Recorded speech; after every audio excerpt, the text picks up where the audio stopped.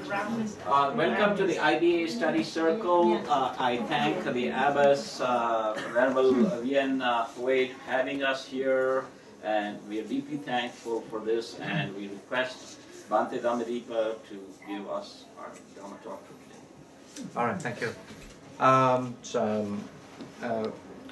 Big Shuni or Venerable Wheaton, thank you for the hosting. And then Reverend Sirs and Upasaka Upasika and also the friends. Anyway, it's basically it's my honor also that we'll gather here for this bicycle Buddhist talks of the IBAA. And then today I will just give in some other ideas because since we are in the Mahayana temple, and my knowledge of the both is very limited, but still I think it would be good to share. Maybe some people know much about one side, but some other people may know the other side. But I think I somehow know the both sides a little bit, so maybe it's a good way now just to give some very general idea actually about the two, the big meditation tradition. One, what we call the chan or a Zen, usually that's what we say because in Japanese, but I think nowadays because the Chinese is raising up also, people don't like to use the Zen anymore. So when you see the word CHAN, mean the Chinese pronunciation means chan. So now, but just for the sake of like the American pronunciation, so we say chan, okay, but in Chinese chan. And then and also kind of like meet Vipassana. So I just like to meet this topic. There's nothing, there's no evaluation going on, but I just like to, maybe for some people have a general idea when you say in the Buddhist meditation, especially in America, and not actually in America, but for sure in America, certainly in America, and the people will always heard about meditation. Maybe nowadays you start to hear some other term. And then definitely people also know the word called Zen or Chan. And even our center is called US Zen Institute. when I went to China actually, because as I'm ordained as a Theravada tradition, even when I went to China, and when the people knew that my center is called US Zen Institute, and they were surprised, like, you teach Zen Buddhism? So they wouldn't believe because this is what I also, one of the things, is a good time for giving a general idea. It's a very important idea also to understand in the Buddhist circle about meditation. Anyway, firstly, we must also understand since we are giving this talk in English. So, firstly, we try to understand. Normally, when you talk meditation in America or even in Europe, that's where I used to advocate it, study. And certainly, people mostly understand meditation is not in a religious idea, but it's more like it's kind of therapy, right? And also sometimes it's much to do with the yoga, also kind of like after when you do your exercise, kind of therapy or Pilates or yoga, and then you just do some meditation. Even actually, I encountered several times people approach me also, kind of like you also like ask me, ask that I would offer how much money. And I meant, sorry, they will offer, that means I will cost how much for them. They invite me to go to company and then to teach them a little meditation, then calm their mood, make them have a very good emotion and something like that. So it's kind of very interesting. It's at least at first to me it's a little surprising, especially when I started to live in Europe, in England. Then you see people have a different perspective on meditation, which really different from in Asia in general. Because in Asia, when we talk about meditation, we generally understand as a very Buddhistic kind of thing, or especially in Chinese kind of culture. When you say, oh, I'm going to do meditation, either you're Taoistic kind of meditation, or either you are because you're Buddhist meditation. So, also hardly people could imagine that meditation has something to do with the kind of the remedy or kind of calming your mind just for your secular purpose. So in other words, meditation is not secular. Meditation in Asia, especially in the Chinese community in general, it's a sacred thing. Of course, there are lots of people have misunderstood what they are, but still, they don't think any secular people could do. That's the reason why they thought people doing meditation is only like very high people or very strange people, you know. And these people are never interested in a secular life. So that's so however in the West, I'm sure that when you say that, oh, I'm going to do meditation, other people will concern, are you okay? You know, whether you have an anger issue or because of whatever kind of issue. So, or either because people are really encouraging, no, that's good, really, it will calm your mind, it will make you feel better, it may be better for your health and so forth. Okay. So please understand there's two different ideas as well also. And then in the West also there are some other meditation techniques are very popular called transcendental meditation. I'm sure that because this meditation technique being why become so popular because of the this what the name Beatles, right? Beatles, Beatles, the band, right? I don't need to say too much, sorry. And because of that, and they went to actually went to India also. And I forgot the name, a little town. Now become very popular now. In those it was really like very rural, very far away. And they went there even to like have a retreat. And because I'm sure you know in those days, 1960s, right? And then the Beatles was so popular. Everybody know Beatles, right? Everybody know. So imagine that because of that, so the Maharishi's technique called transcendental meditation become very popular also. And surprisingly, actually, just this time I went back to Asia I think in January. The airline, I think was it United Airlines or AirAsia? I could not remember now. They have particular the article about the Beatles. How they understand the meditation, of course, anyway, that's what we call the transcendental meditation, and it's quite costly also if we want to follow the course. Okay, and then you have this certainly you have this tranquil meditation, insight meditation, or Chan or Zen meditation, and mindfulness meditation. Let me say that in terms of an American perspective first. So usually the tranquil meditation is understood as kind of like when you meditate on the breath. This sort of meditation is called a tranquil meditation. And then you have this insight meditation, which is now, so I'm going to introduce a little bit more later. It's now definitely is very popular. That's why even now American in general, even in Europe, they started to understand meditation is just not only just particularly just mean meditation, just for therapy. They started to ask what kind of meditation you practice. You practice tranquil meditation or you practice Vipassana meditation, also called insight meditation. Now, the few figures of famous insight meditation technique are mostly learned from Burma, I would say. Say that Mahasi system, and then in earlier time Mahasi system, and then also this Goenka system, which believe that his teacher is from Burma as well, from Wheaton. Okay, and those are particularly in Europe and in America, actually even internationally. Normally, when they understand insight meditation, mean particular to that, either they are Mahasi, or when they are not exposed to other technique, they always think, oh, you mean you practice Mahasi, when they say insight. So insight is kind of become a term, to some practitioner, it's become a term exclusively to their own system, okay? Like the same thing that when a lot of especially in the West, actually, as West mean non-Asian origin, or there's no any heritage from Asian, mostly might be they follow more like a Goenka meditation technique that's called insight meditation. And there were so many times I told them they are not only just one-time meditation, not only just one-time insight meditation. It's very hard to convince them, and they didn't like it also. Okay. Anyway, but this is the few terms, and Chan and Zen. I'm sure look at the history, the Chan meditation started in early time, of course, because of the earlier settlement is a Japanese settlement in America. So then, I don't want to say the history, but then they will start. And later on, the Korean also have a really great contribution to the Chan and Zen meditation to the land of America. And of course, I don't want to say too much of it. Basically, they were even, I was told even, I forgot the name because I'm not good at that.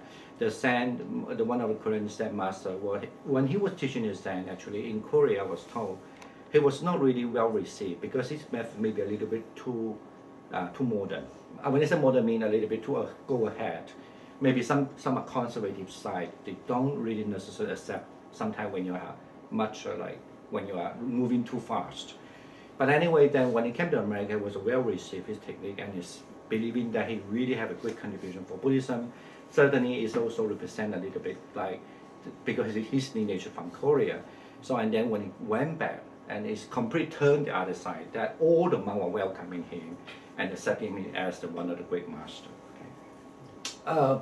Anyway, but of course, as a scripture reason, the Chan Buddhism and the Zen Buddhism, you would say that the greatly contribute for that is mostly from Japan, because there were several professors who are in the university as well. So they teach and they write a lot of books about Zen and Chan Buddhism. Okay. And then that is called nowadays actually the mindfulness meditation is a new term, and that may be the term normally only invented recently, maybe these few years. In other words, why the term mindfulness invented is interesting is in contrast to the Hindu. Because nowadays when you say that you are doing like tranquil meditation, or people don't know what I mean by insight meditation, they say that they do meditation, so still you never clear what kind of meditation they do. And particularly, I would say for those who follow the Theravada tradition, that highly influenced by the insight meditation technique, they don't like to use the term of meditation now. Actually, I should put the word meditation off. They only use mindfulness. In other words, now the mindfulness is a new term in America, mean you are doing meditation. So let's say that I want to go to a place, I want to participate in meditation. You don't say, I go to do meditation. You say, I go to practice mindfulness. So it's a new term, and then very clearly the term to tell you that exclusively only for a Buddhist practice. And I guess even not just because of Buddhist, certainly it's nothing to do with the Chan and Zen in general, but it's more influenced by the Theravada tradition. Okay. All right. Now let's say with the Theravada tradition, let's say there are few of the very famous figures in America that most of the American people know. It's when you say the Theravada, as I'm sure like the way that we wear the robe, that Theravada Buddhism are mostly represented in the country as in Thailand, in Burma, in Myanmar, and then in Sri Lanka or in Laos and Cambodia, okay? And even part of the Vietnam as well, actually, very south of Vietnam. And they do have a Theravada Buddhism there. And then that Buddhism is always believed, Theravada, I was just giving the thing for people who might not necessarily know. It's just a term. Actually, very funny when you research in Pali, you never find the word Theravada there. Yeah. But somehow we don't know when that term just started to represent as the Buddhism, mainly using the text in Pali language called the Theravada Buddhism. Okay. And this Theravada Buddhism, they call it Theravada, sound very clear, mean they respect their elders, mean Thera. Thera means their elders. And then the Vada basically could say a school, or literally mean words, but mean actually it's a school of, of elder. Mean everything is, if you have a quarrel, whoever right or wrong, if there's no, if the dispute was there, but still you cannot settle down, then the final decision is always on the elders. That's what they call it, Theravada, okay, according to the Vinaya. Anyway, and then the Theravada meditation technique, you have this Mahasi Satipatthana Vipassana. Just remember the name, I will say something there a little bit later. And then you have, I just mentioned already, the second one, the Goenka Vipassana. And then you see that I didn't write the bracket there because Mahasi Satipatthana Vipassana meditation, the Mahasi Sayadaw actually had written several books. Some, of course, his speech and some are recorded, but he also himself writes several books. So I cannot just write one book there to represent, but he have written so many books about how it's understand so important to practice this, the so-called insight meditation, even in a sense that without having a strong concentration technique or tranquil meditation technique. Okay. And then the second is called Goenka. I'm sure, as I said, in America, they might have the biggest meditation center and the most prosperous meditation around in America. I think more than 100. Okay. Of course, unless you have a question later, it's okay. Goenka originally is Indian, but was born, I think he was born, I might be wrong, he was born in Burma, but he's Indian origin. Yes. But somehow at that time also Myanmar have this, some policy thing, and then they want to put away push away all Indian people. That's why he went back to his hometown. Anyway, for something happened, and he realized that somebody recognized him that even though he have this headache problem, so and it said that when you do meditation, it will kill you. That's why he went back to Myanmar, where he was born, and where he had his childhood, and then he learned meditation. Anyway, somehow he he's very, very skillful, I would say, many things. Skillful, I would call that as organizing the thing. So it become actually now the most popular technique, meditation technique in the world, and is conducted originally by a lay person, Goenka. Now the first one is a monk, Mahasi is a monk, and the second one, the Goenka, is a lay person.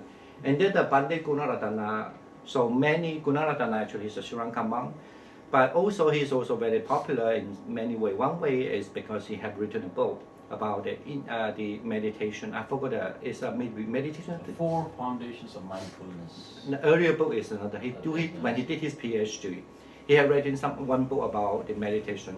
Basically, more rely on one of the earlier Buddhists that called the path of purification. Anyway, Bande Gunaratana live in Virginia. Okay, and then you have this power Sayadaw. I'm going to say that a little bit. So it should be Sayadaw, and then Rampo Tien. It's those are Rampo. Certainly, when you see the name, you know it's a Thai monk. And then you certainly it's because this is just not recruit as a meditation therapist. Please don't understand. I mean that's the only one. No, there are so many, but it's just the most popular and mostly people could hear about it are those. Because one reason I would say because they have written some book there, okay, in earlier time. So like the Manual of Self-Awareness is one of the very popular books. And then the Power Sayadaw has written many books as well. Now, I'm going to say that a little bit more. But the difference is that Power Sayadaw meditation, in against to the Mahasi, which becomes so popular in America or in the West, and also certainly even in Asia. But now later on, there's a new kind of revolution comes along. That is, Power Sayadaw was emphasis. You cannot just meditate without learning the trunk quiet method first in order to do the insight meditation. You cannot just purely just do insight meditation. And that's why the Power Sayadaw meditation become the revolutionary. And I would say in the modern times, especially for the young people, he could be the one most attractive to a lot of young monks, especially young people who are actually very well learned in the Buddhism. Okay, but those are the Theravada, and of course the Power Sayadaw, the first time he came here, he was invited to go to having the 3 months retreat. When I say 3 months, it's not like you could just go there 1 day or 2 days or just 1 week and you quit. No, you really have to stay there for 3 months. The first time I went there for the 3 month retreat, that was in Barry Center in Massachusetts. Okay, and then first, we must understand Chan Buddhism. I'm not going to introduce a person. I have to say, in this part, I hope next time some Korean or Japanese, they could just introduce more about their Zen tradition. I would love to hear that anyway. But I just want to say, when we say the Zen technique, of course, there's so many books, I'm going to say that later. But the Zen technique, usually we must understand is Zen technique, according to my understanding, the Chinese way of understanding. I cannot represent the Japanese or the Korean way, but the Chinese way of understanding, the Chan is always talking about there are 2 kinds of Chan, Zen or Chan, 2 kinds of Chan. 一个叫如来藏，一个叫如来禅，一个叫主事禅 in Chinese. The first one, the Tathagata Chan, 就是如来禅 mean, the Buddha Chan, you could say, or translate easily. And the second one, the patriarchal Chan, 就是主事禅 mean follow the patriarch, your ancestor Chan. So that's what they have 2 kinds of Chan. Okay. Now, I have to say, of course, there are so many books written about Chan, particularly in Chinese. I'm sure a lot in English translated. And but I just certainly compare. If you look at the books, how many been written? Actually, we always joke with the Chan system. Is in the past when we were younger monk, is that we always said the Chan teaching us you not to talk too much, but they are the one who write the most. They're the most of the sources, but they say you don't talk. Chinese just doing it, don't talk. Okay. Anyway, However, there was the most famous of us when you talk about the Chan book is the Wheaton's in the Sixth Patrick and the Wheaton's the Platform Sutra. Did I write wrong? Sorry, I write wrong. Not a platform, Platform Sutra. So 就是六祖坛经嘛，就是the Platform Sutra. And then also 宗密 and his 禅源住权斗士 it's very popular. And as well as the Yang Shus, and then the Zhongjinglu, the record of Middle of Orthodox, and then the Tai Xu, and other very famous scholars in the modern time like Tai Xu, Yun Sun, Hu Shi, and Chen Yike, and Tan Yong Tong, and then of course a lot of Japanese words. I'm sure even a lot in Korean word as well, but I couldn't trace of Korean because I guess in early time most of the Korean words are done in Korean language, maybe many. So I don't know that. So, but I was just talking that in terms of English. So right. Now let's back to what it is meant by the insight meditation. I think it's certainly those who study Buddhism agree that. So when we say the insight meditation, that's a fundamental practice in Buddhism. And then in the ancient time, actually that's what followed by the Gautama, the Buddha. That's meant by that insight meditation. You could say the earlier meditation technique called the insight meditation, even though there are many of them, but they are founded by the Buddha. Okay, and then the Vipassana is anyway. That's what the insight in the Pali or Sanskrit is mean by Vipassana. Maybe put it in simple English. What I mean by the Vipassana? What does it mean by insight? Insight means you do the meditation, you build up the insight, you understand the nature of the reality. Okay, so basically the reality has to do with the impermanence, suffering, and the no self, like that. Okay, so that's what I want to say. What that mean by the insight meditation? Now you can see what is the content of it.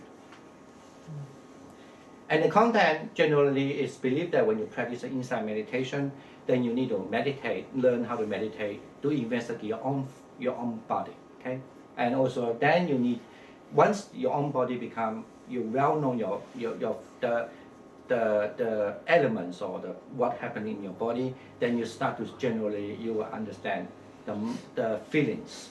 When you're able to understand the feeling very well, then you start to understand very well with why you have this feeling and what makes you to have this kind of feeling. That means you understand your mind. Okay, when you understand your mind, then you will meditate further, or you can give further. You are not just only understand the body, the feelings, and the mind, but you start somehow know something. What caused you to be like this? What caused you to be like that? Why you cannot focus? Why you focus so well but still not working? Then you know the teaching, or you could say that you know the truth, the Dharma, what only happened in your mind. Okay, so that's meant by the mindfulness of that. And it's believed that when you practice insight, nobody, not all the teachers I just mentioned in the Theravada tradition, agree, but that you cannot miss one of them. Even though it's very funny, a lot of teachers, when they teach this so-called insight meditation, they might be particularly or mostly only focus on one. Let's say maybe some people might be focused on, I don't want to ping pong to who's teacher and two teachers. Maybe on the line they say, why you say I'm like that? Okay, maybe some of them will pass away, but still the student might not happy. Some are focused on more on like mindfulness on the body. Some are more focused on the mindfulness of feeling. For example, actually in Thailand, I forgot her name. I should have write her name. She was one of the very beautiful, wonderful women. She teach meditation and a lot actually in those days. She passed away 20 years ago. And then she also, but her focus is, she clearly said that her focus is on mindfulness of the mind. Okay, and because she think, of course, you must have one focus point first, so that you will have the last one, the mindfulness of a mental object. Anyway, like that. So even insight meditation teacher, they might simply they have their own focus. However, none of them will say, "Oh, we just only focus one." But all have to agree. Four has to go together at the end. So, but I'm not here to say the technique. In terms of technique, it's seemingly not necessarily so, but at least none of them will disagree with that. Okay, that had to practice it for. Or that's called insight meditation. Let's just move on. Okay. Now, why I want to put this area, because it's very interesting. If you look at the I think I might put it even too late, 1980. Actually, 1980 was the kind of starting point. But I think in the earlier time, when you talk meditation, you could only think that the monk in the forest. Even now, sometimes I told the monk, I say, oh, I think it's maybe best that we should go to, I think I even suggest some monk like younger than me. I said, oh, why don't you just go to do meditation? And the funny part is when they reply me, they say, yeah, I know, I always know I want to go to say, I should stay in the forest, I should go to forest. So they have this kind of very strong, still have this strong idea, thinking that doing meditation is out of the society, kind of like, don't have much involved with any people, not like the West. They think that is any busy place you should do meditation, but no. They think that when you want to serious about meditation, you should really go to the forest and almost completely have a recluse life. And let me tell you my understanding, even any tradition, Chinese, my understanding, Theravada, even though sometimes when you ask them, they don't agree, they don't necessarily, I want to say, it's in India, and even for lay people, when you say you should do meditation, the first thing the reaction is like, oh, I don't have time now. I don't have time to go to the forest. And I don't think I can stay in the forest. So the meditation and the forest actually are the image. But we must thank one monk. That's we be back to the Ledi Sayadaw in Burma. But I have to say to the Ledi Sayadaw, even this right 1980s, actually he started even 1940 something, even in his Burma, in his country. He started to kind of revolutionize Burmese Buddhism in a certain sense, that he didn't say the word like meditation or anything. He never say this way, but for sure his way of organizing the meditation it's to adapt the system, because when you meditate in the forest, you definitely have a different lifestyle. You definitely have a different what you call the schedule for them.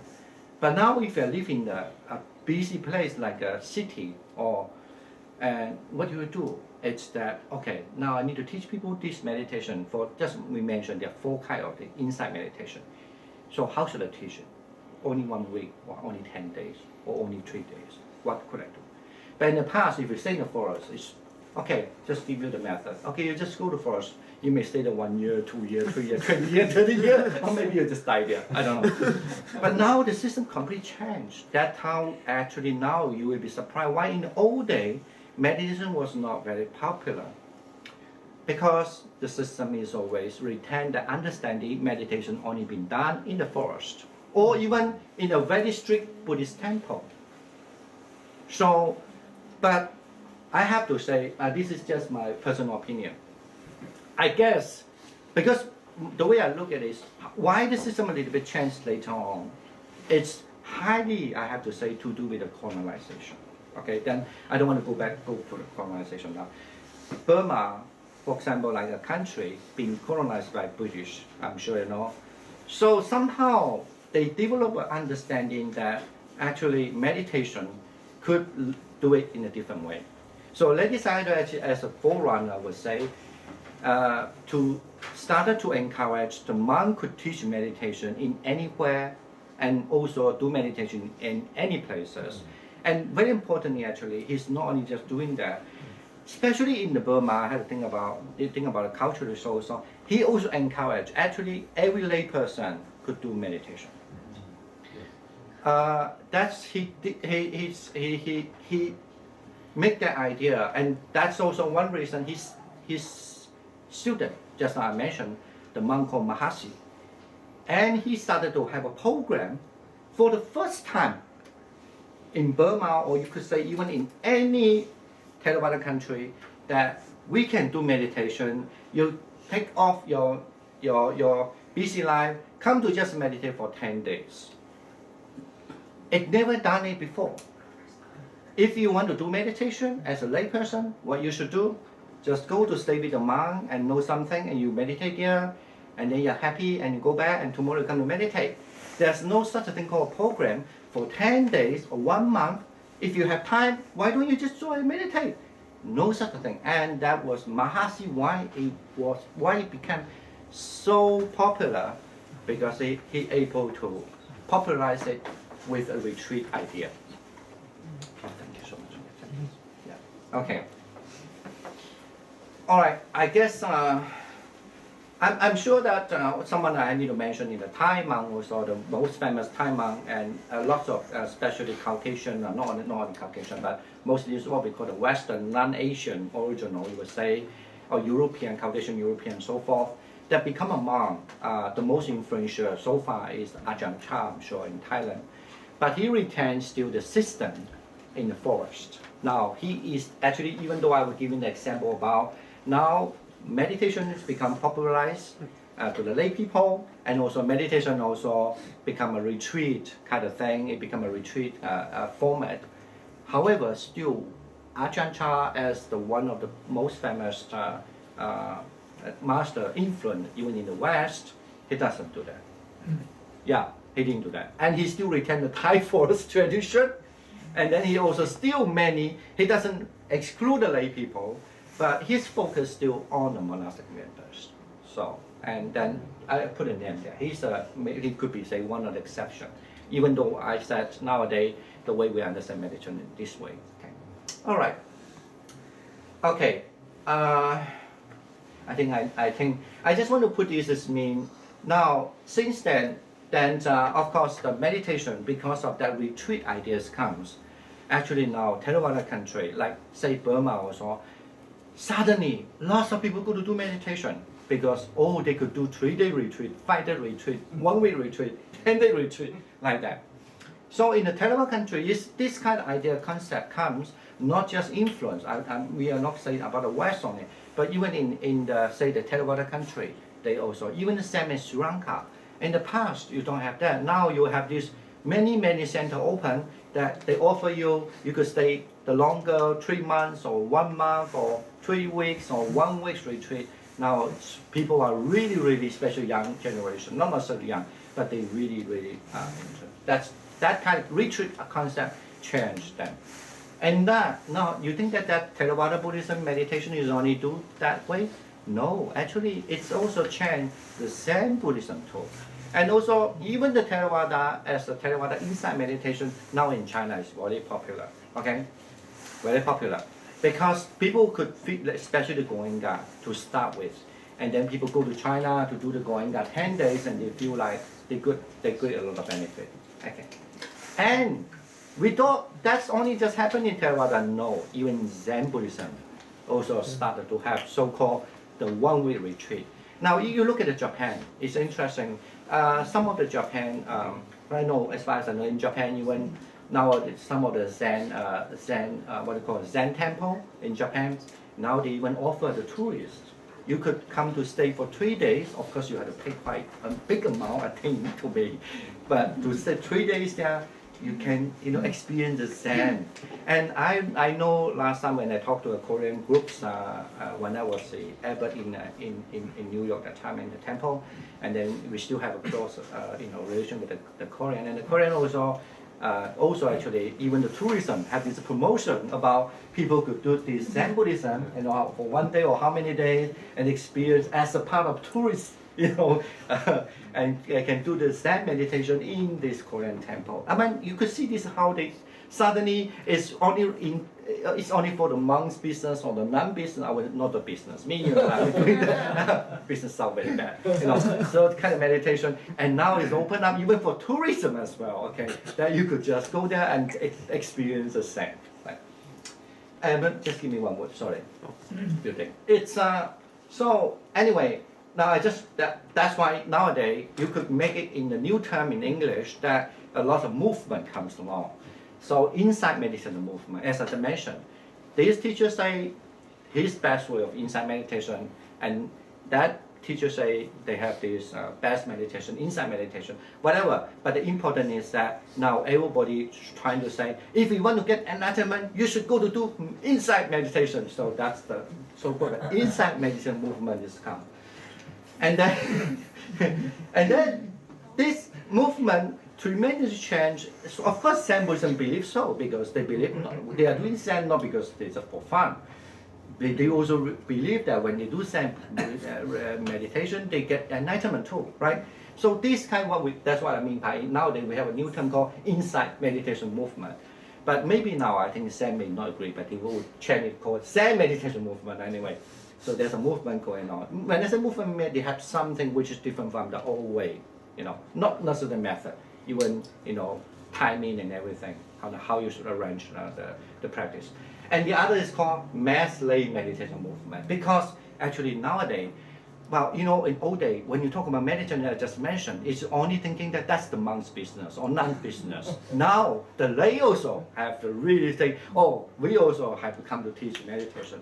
So this is why, I think, that's why I say it's become a new movement, which is, that's also one, I will put it this way, that's also one reason why now meditation, as whatever technique the meditation they are, it become widespread, because many people involved now, not just because of clergy as a monastic member, but now even the lay people are highly involved.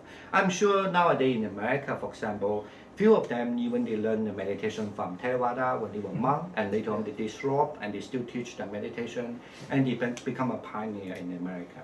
So yeah, few of them, they all are lay, I would say. Actually, I think even the Zen also influenced that too. Not only because Japan allowed that the lay people can, from earlier time that you could be a lay people and start to teach, but even Korea also, I think, that somehow the teacher, whether the Zen teacher, whether you're the lay, whether you're the monk, in earlier time maybe always people thinking the monk has more authentic than the lay, but now I think that image is getting less and less now. That's also a little bit. Still in Korea, in the country maybe not, I don't know, but I just say that from my own personal view. But however, especially in the West now, this has become really less and less now.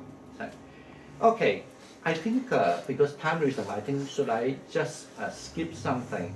Basically, I would just say, since I put it here, I just simply say, since we have two guys at Zen, right, at the Chan, so one is called the Tathagata Chan and one is Patrick Chan. So what is the difference of the two in general?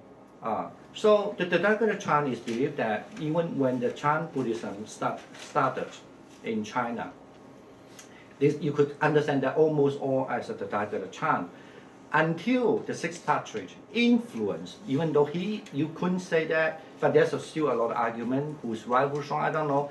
But you could say that sixth Patrick influenced the later called Patrick or Chan. However, that usually the earlier time when you say the Tathagata Chan, it refers to basically mean the earlier Chan system. And however, what's the main thing between the two? Firstly, the Tathagata Chan always refer the most important sutra in China. That is the Lanka Avadana Sutra, the Ren Qie Jing. The sutra that believe that he gave the talk in Sri Lanka, in the land of Lanka, Sri Lanka, called Lanka Avadana. Avadana means explanation, exposition of.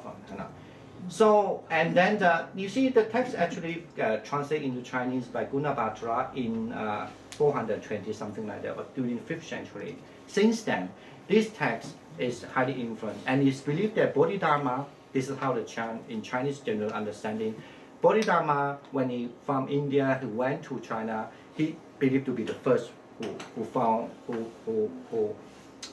established the Chan Buddhism, and it's said that whenever there's any Chan meditation kind of, usually you have reference, why your experience, where you find the reference. The reference is always based on the Lanka Avadana Sutra. Only until the sixth Patrick, and it changed the whole system that the main reference sutra no more the Lanka Avadana until the sixth Patrick, the sixth one, the Wheaton. So, and the Chan become the reference book will be the Diamond Sutra. Okay, that's I'm sure. In America, it's almost, I would say, the Heart Sutra and the Diamond Sutra are beside the Dhammadipa, these three are the most well written in America. Okay, Diamond Sutra, Heart Sutra, or Dhammadipa. Okay. Anyway, now let's I would just actually want to say then, what is the Patrick Chan? Is that the last page? No. Okay. There's still a lot. Okay, I think maybe best to say the Tathagata Chan somehow have the close relationship, or you could say the patriarchal Chan had close relationship with the Tathagata Chan. They are but the different you could say, let me rephrase how to say. The close relationship is because they still believe when you understand your mind is always pure. So kind of like that's what the Buddha found, and that's how they believe. Okay, and that's the essence kind of understanding. So in other words, mean why we have worry, why we have problem in Chan Buddhism, is because you don't understand your mind is always pure. You're looking something else, whatever. That's you make it up, all of things. That's the essence. However, then why they still call it the Tathagata Chan and patriarchal Chan? Because the Tathagata Chan, it's kind of like the way of teaching still follows step by steps, and they also highly based on scripture. And when you come to the patriarchal Chan, and scripture is not important, but they have the most famous story, saying that once the Buddha have the most profound idea, and then because it's so profound, language kind of like him that mean the language is beyond the language. So he just bring the flower, right? And then his one of the Greek disciples called Mahakassapa, when he saw when he looked at the flower and he was really like understood, he just smiled. And the Buddha was smiling with the holding the flower, and everybody was like, what the Buddha is doing, nobody understand. Only the Master Kassapa, Kassapa was know what the Buddha mean, okay, because that's beyond language, kind of like this. So that's why they call it mind transmit to the mind. You see, it's mind transmit to mind. So and he will just get the real meaning. And then even that's a Wheaton Huiyuan in Chinese called Wheaton Huiyuan. The record saying that because of that, so then the Buddha understand he got the rare essence of the meaning from the Buddha now. And the Buddha gave his robe, it's very important, especially in the Asian tradition in old day, that he gave his own robe to the Kassapa, saying that now you hold this robe until when the mighty Buddha comes, you pass over this robe. That means he is a very important messenger. Kind of like if you look at the Christianity, you understand he's the most important messenger. It's going because you still need somebody still alive, and then still can carry the very important message until the next Buddha comes and pass that to him. So and then that's what the Zen Buddhism is so important to understand in that way.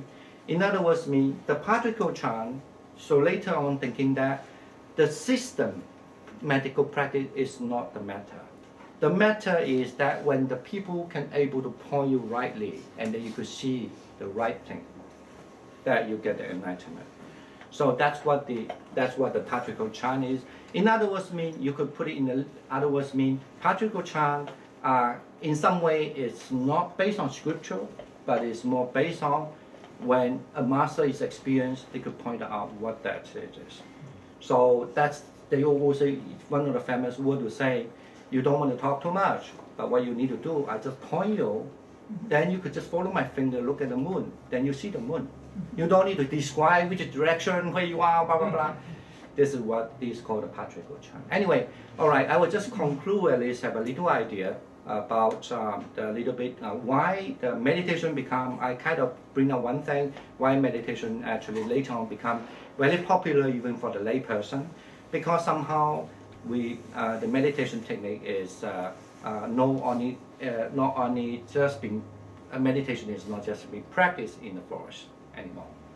And there's one thing, and because of that also, you could say it in a different way, from so-called secular way, what you call we have a temple, and then you go to secular way. Anyway, I forgot that's maybe more like a secular way, and then to the secular way now. And then other is also even this kind of system, either the Chinese called Chan system, or even the Theravada insight meditation, or even some part of the so-called Chuan Kwai technique. Mostly, for example, like Pandeguna Radana, he emphasizes on also firstly on the Chuan Kwai meditation, first like that. And then either way, actually, they do have this retreat system. And then that's the retreat which actually changed the whole history, I would say. of the meditation movement. Anyway, well, thank you for your attention. Thank you so much. Yeah. There's a nice picture of Bodhidharma, right? Oh, I see. Okay, that's really nice. Go with you. Yes.